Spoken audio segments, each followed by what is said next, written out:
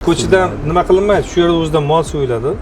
Mana shu yerda svejiy ovqat qilib, svejiy molni nima qilib beriladi. Aytaman, go'sht ko'proq tasha. Yaxshi ovqat bu.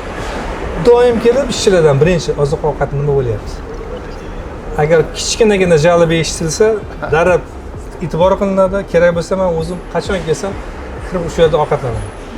Ishchilarning orasiga kiramanda, ishchilarga bunday motivatsiya bo'ladi. O'zi ham boshlig'i yeyapti degan nima bo'ladi. Kirib o'zi ashida ham, bu yerda ham qachon kelsam shu abit mahallaga to'g'ri kelib qolsa, kirib ovqatlanib chiqamanki, ishchilar ham boshliq biz bilan ovqatlandi degan xursandchilik bo'lsin. Qorni to'q bo'lsa, yaxshi ishlaydigan odamni yaxshi ovqat bersangiz, uni qorni to'q bo'lsa, kayfiyati zo'r bo'lsa, keyin ish yuradi.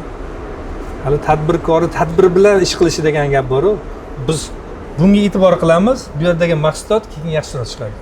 Hamma tomondan niyatimiz savob olish, odamlarning kayfiyatini ko'tarish, lekin odamlar savobingizga assalomiga albatta va alaykum assalom degan javobni sifatli mahsulot bilan javob beradi.